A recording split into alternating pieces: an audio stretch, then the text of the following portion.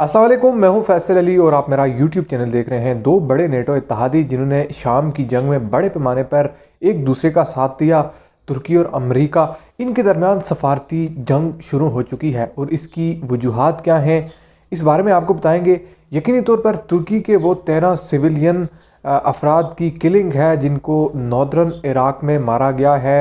Kurdish forces की जानिब से। और इस वक्त तैयब अर्दोगान जो है इंतहाई गुस्से के आलम में उन्होंने क्लीन चिट पर एक वाजे और दो टोक क्वेश्चन राइज किया है यूनाइटेड स्टेट्स की जानिब से कि आप हैं तो हैं किसके साथ। अगर आप हमारे साथ हैं तो आप ये किस तरह की एक्टिविटीज़ में इन्वॉल्व हैं, आप किस तरह से दहशतगर्द ग्रुपों को सपोर्ट कर रहे हैं जो तुर्किश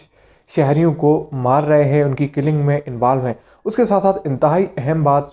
डोनाल्ड ट्रंप जिस तरह से बशार अल असद की किलिंग के लिए बड़े पैमाने पर उनके इंटरेस्ट थे कि उनको किसी भी तरह से मरवाया जाए, यहाँ ये तमाम तर सूरत हाल क्या और कुर्दिस्तान का मामला एक बार फिर उठ रहा है। इससे पहले हम आगे बढ़ें, अगर आप हमारे चैनल पर नए हैं तो चैनल को सब्सक्राइब करें, वीडियो को लाइक करें और बेल आइकन ज़रूर दबाएं ताकि आप आने वाली अपडेट से आगाह रह सकें। 14 फरवरी का दिन तुर्की के लिए क़यामत खेज दिन था, क्योंकि तुर्की के 13 वो लोग जिनको 2017 के बाद किडनैप किया गया था, तुर्की और सीरिया का जो बॉर्डर है जहां पर कुर्दिस्तान की मूवमेंट बड़े पैमाने पर चल रही है और एक बड़े अरसे से कुर्दिश वहां पर जो फाइटर्स हैं वो तुर्की के ख़िलाफ़ वहां पर रेजिस्टेंस दिखा रहे हैं, तुर्की से आज़ादी का मुतालबा कर रहे हैं और ये मिलिटेंट्स ग्रुप भी हैं। इन्होंने तुर्की के कुछ फ़ौजियों को, कुछ पुलिस एहलकारों को वहाँ से किडनैप किया और इनको नॉर्दर्न इराक ले गए। अब नॉर्दर्न इराक में, क्योंकि ये जो मकाम है यहाँ आपके लिए समझना इंतहाई ज़रूरी है, यहाँ मैप में भी आप देख सकते हैं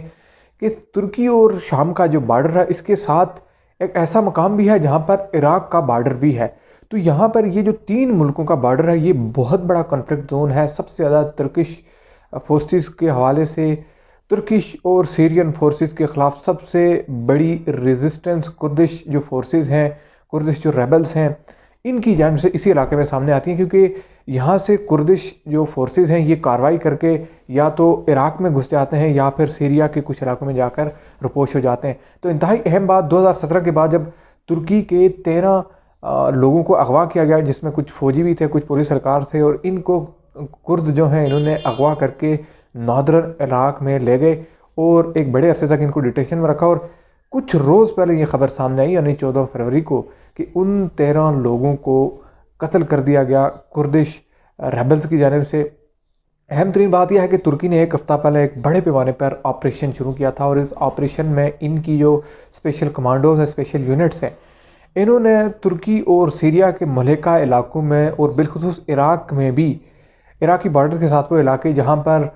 कुर्दिश फोर्सेस मौजूद हैं, कुर्दिश फाइटर्स हैं जो तुर्की के ख़िलाफ़ अटैक्स में इन्वॉल्व रहे हैं और तुर्किश जो फोर्सेस हैं उनको किडनैप और उनकी किलिंग्स में इन्वॉल्व रहे, इनके ख़िलाफ़ बड़ा ऑपरेशन लॉन्च किया और एक बड़े पैमाने पर इन्होंने उन कुर्द जो फाइटर्स थे इनके ठिकानों को तबाह किया, बहुत सारे लोगों को कैप्चर भी किया और लगभग 48 कुर्द्स जो थे इनको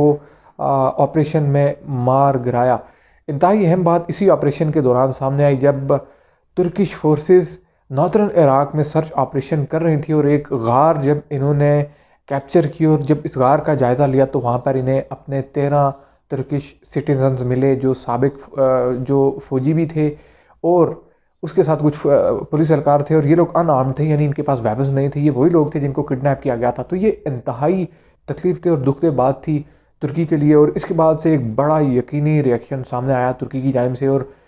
तुर्किश प्रेसिडेंट तैयब अर्दोगान ने वाज़ेह और दो टोक अल्फाज में ये कहा कि अमेरिका, YPG और PKK जो 2 बड़ी दहशतगर्द और शिद्दतपसंद तंजीमें हैं कुर्दिश मूवमेंट की, कुर्दिस्तान का मुतालबा करने वालों की, इनकी सपोर्ट कर रहा है, इनको बड़े पैमाने पर हथियार फराम किए। अगरचे ये हथियार सीरियन वार के दौरान, शाम की जंग के दौरान दाइश के ख़िलाफ़ लड़ने के लिए दिए गए, लेकिन उस वक्त भी तुर्की ने ये कहा कि आपने जो हथियार दिए हैं ये मुमकिन तौर पर हमारे ख़िलाफ़ इस्तेमाल हो सकते हैं। अहम तरीन बात यह है कि अमेरिका, तुर्की और इनका जो अलायंस मौजूद है सीरिया में दाइश के ख़िलाफ़ और बशार अल असद रजीम के ख़िलाफ़,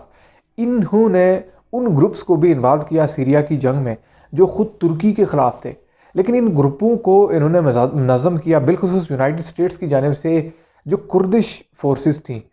जिसमें फ्री सीरियन आर्मी में ये लोग जम हो गए, जिसमें YPG थी, PKK, जो कुर्दिस्तान का मुतालबा करने वाले वो फाइटर्स थे जिनकी आमतौर पर तुर्की के साथ क्लैशेस रहती थी। इन तमाम लोगों को यूनाइटेड स्टेट्स की जानिब से एक अलायंस का हिस्सा बनाते हुए हथियार फराहम किए गए कि आप दाइश और उसके साथ साथ बशार अल असद रजीम के ख़िलाफ़ लड़ें, और अमरीकी अलायंस में आप मौजूद हैं। और उस अलायंस में इंतहाई अहम बात यह कि तुर्की भी मौजूद था। लेकिन बड़ी तशवीशनाक बात तुर्की के लिए उस वक्त सामने आई जब इसी कुर्द, ये जो फाइटर्स थे, ये जो कुर्दिस्तान मूवमेंट के लोग थे जिनको यूनाइटेड स्टेट्स ने बशार अल असद और दाइश के ख़िलाफ़ अपनी अलायंस में शामिल किया, इन्होंने अपने हथियार तुर्की के ख़िलाफ़ इस्तेमाल करना शुरू कर दिए और तुर्की के लिए बड़ी क्रिटिकल सिचुएशन पैदा हो गई। उसके बाद तुर्की की जंग से रेजिस्टेंस सामने आना शुरू हो गई। अब तुर्की वाज़ेह और दो टूक अल्फाज में अमरीकी इंतज़ामिया को ये कह रहा है, वाशिंगटन इंतज़ामिया को, कि आप हैं तो हैं किसके साथ। एक जानिब आप तुर्की को अपने अलायंस में रखते हुए शाम में बशार अल असद और दाइश के ख़िलाफ़ लड़ रहे हैं, फिर उसी अलायंस में आपने उन शिद्दत पसंद और दहशतगर्द तंजीमों को भी डाल रखा है जो तुर्की के ख़िलाफ़ लड़ रही हैं, जिसमें कुर्दिस्तान मूवमेंट के लोग हैं, YPG और PKK जैसी ऑर्गेनाइजेशन हैं, फ्री सीरियन आर्मी की जैसी बड़ी तंजीमें हैं जो हमेशा से तुर्की के ख़िलाफ़ लड़ती रही हैं। तो ये बड़ी क्रिटिकल और एक बड़ी खिचड़ी पकती हुई नज़र आ रही है। इस तमाम तर सूरत में अब जब डेवलपमेंट ये सामने आ रही है कि तुर्की की जानिब से एक तो यूनाइटेड स्टेट्स का जो एम्बेसडर था तुर्की में, उसको बुलाया गया और उससे जवाब तलब किया गया और वाज़ेह और दो टोक अल्फाज में ये कहा गया कि आप अपनी हुकूमत से ये पूछें और हमें ये बताएं कि आप किस तरह से उन दहशतगर्द तंजीमों की पुष्टपनाई कर रहे हैं, उनको हथियार फराहम कर रहे हैं जो Turkish civilians, Turkish arm forces और तुर्की पर अटैक्स में इन्वॉल्व हैं। तो यहाँ पर सूरत हाल इंतहाई क्रिटिकल हो गई है। इस वक्त बड़ी टेंशन का माहौल है यूनाइटेड स्टेट्स और तुर्की के दरमियान, क्योंकि नेटो इत्तहादी दोनों ममालिक ही हैं। और हमने देखा था कि तुर्की पर अमेरिका की जानिब से एक डिफरेंट एटीट्यूड हमें इस वक्त देखने को मिला था जब तुर्की ने रशिया से S-400 मिसाइल डिफेंस सिस्टम की दूसरी खेप जो है उसको ख़रीदने के लिए तैयारियां की, और जो पहला उसने एक मिसाइल डिफेंस सिस्टम ख़रीद रखा था उसको फंक्शनल करने की जब बात आई, तो इस तमाम तर मामले में यूरोपीय यूनियन और बिलखुसूस नेटो अलाइज जो कंट्री थे उन्होंने यूनाइटेड स्टेट्स पर जोर डाला कि आप तुर्की को इससे ख़बरदार करें और अगर नहीं मानता तो इस पर पाबंदी लगाएं। उस वक्त हमें तुर्की पर पाबंदियाँ लगती हुई भी नज़र आएँ। तो ये तमाम तर एक वो एटीट्यूड है जो वाशिंगटन का भी है, पेंटागन का भी है तुर्की की जानिब, क्योंकि तुर्की पिछले अरसे में हम देख रहे थे जिस तरह से रशिया के करीब तर जा रहा था, फिर ईरान के साथ इसके मामलात हो रहे थे और फिर तालिबान का एक वफ्द भी तुर्की गया। तो तुर्की उन तमाम कंट्रोवर्शियल मामलात में बड़ा करीब हो रहा था, बड़ा मीडिएटर का किरदार अदा कर रहा था। इस तमाम मामलात में यूनाइटेड स्टेट्स को बड़ा ख़तरा था इससे कि ये अपने आप को कहीं मनवाने के लिए कुछ हमारे लिए मसाइल पैदा ना कर दे, जिस तरह से उसने तालिबान को इनवाइट किया तुर्की में और उनके साथ कोई डायलॉग्स हुए दोहा पीस प्रोसेस के हवाले से। तो इस तमाम तनाज़ुर में ये किलिंग्स और ये अटैक्स एक ऐसे वक्त में सामने आ रहे हैं जब तुर्की को पहले से यूनाइटेड स्टेट्स, यूरोपीय यूनियन और बिलखुसूस नेटो अलाइज की जानिब से सख्त पाबंदियों का सामना है। इस वक्त जो तुर्की के सदर तैयब एर्दोगान की जानिब से स्टेटमेंट सामने आ रही है और जो इन्होंने अमरीकी सफारतकार को तलब किया है, इस चीज़ ने बड़ी पॉलिसी वादा कर दी है तुर्की की कि इसने दो टोक अल्फाज में अमरीका को ये कह दिया कि अगर आप हमारे साथ हैं तो आपको वाज़े तौर पर ये जो फोर्सेस हैं, ये जो दहशतगर्द तंजीमें हैं जिसमें YPG है, PKK है, जो कुर्दिस्तान मूवमेंट के लोग हैं, इनकी हमायत बंद करना पड़ेगी, इनको हथियार आप देना बंद कर दें। अभी तक आप इनकी सपोर्ट कर रहे हैं जिसकी वजह से हमें बड़ा नुकसान हो रहा है। इस तमाम तनाज़ुर में ये दो नेटो अलाई आपस में सफारती जंग की सूरत में एक दूसरे के सामने आकर खड़े होंगे। अब देखना ही है कि इस तमाम तर सूरत हाल में नेक्स्ट डेवलपमेंट क्या सामने आती है जिससे तमाम तर सूरत हाल का तयन हो सकेगा। अभी तक के लिए इतना ही। चैनल को ज़रूर सब्सक्राइब करें, वीडियो को लाइक करें और अपना फीडबैक कमेंट की सूरत में ज़रूर दें। अल्लाह हाफ़िज़।